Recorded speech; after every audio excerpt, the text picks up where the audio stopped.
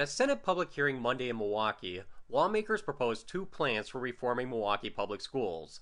Both plans bring the mayor to the table. Both plans give the mayor broad authority in crafting the district's budget. The biggest difference in the two plans is who picks the superintendent. The TEACH Act allows the mayor to pick the superintendent. Race to Success lets the school board continue to make that decision. Presently, right now, the superintendent is selected by the board. Most people in the community didn't really know what was happening with it until we were down to 3 people. We don't know much about those individuals. And more importantly, in a system where the superintendent doesn't have much power, who wants to come into that environment where everything that they want to do, that they have to do 4 votes, 5 votes, that kind of thing. And so now, if a superintendent had the power, a superintendent is able to do more and move us forward in a different kind of way.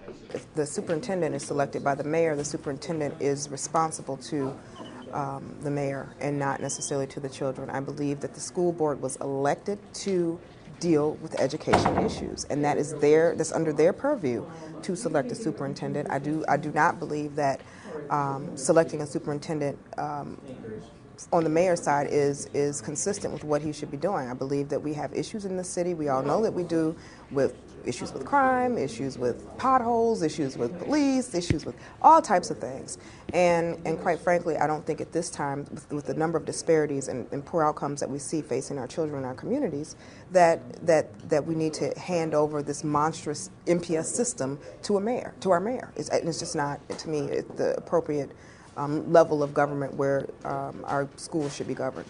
Even under our bill, we give the mayor extreme latitude in interviewing and selecting the candidate, and then the school board just has to agree. Most of the people who turned out to the hearing were opposed to the TEACH Act because the school board would lose some of its power. Despite the fact the mayor is also an elected official, many people see the change as an infringement on their right to vote. I just think that it's very insensitive to tell a group of people who have not been brought into the mainstream of things in voting that you will take that one right from them that they cherish, and that's the right to vote. Everyone who attended this hearing has their own thoughts on how to improve the district, and many of those things could be done by the school board without state involvement. Have parents involved in their children's education. That is the biggest factor that I find when I look at school districts who are very successful in the surrounding areas, is that they have tremendous parental input, that the parents support the public education system. And in MPS, it's the exact opposite. If you take a look at PTAs or governors' councils, or even just go to a simple parents' night out where they can come to the schools, there's very low turnout. So parents have to really begin to take onus in the education of their own children. And unless we want to start raising all these children on our own, we must find a way to really engage parents to make education a priority for them so that they can make it a priority for their children.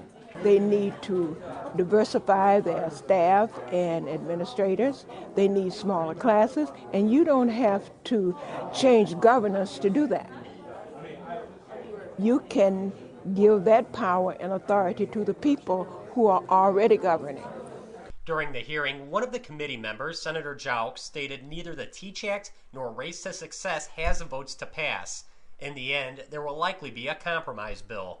MPS has to do better. First of all, we have to recognize the successes we've seen. We have seen some. Whether people can see them clearly right now or not is one thing. We've seen the success. Number 2, we can do better. I get a sense that the state legislators are going to do something.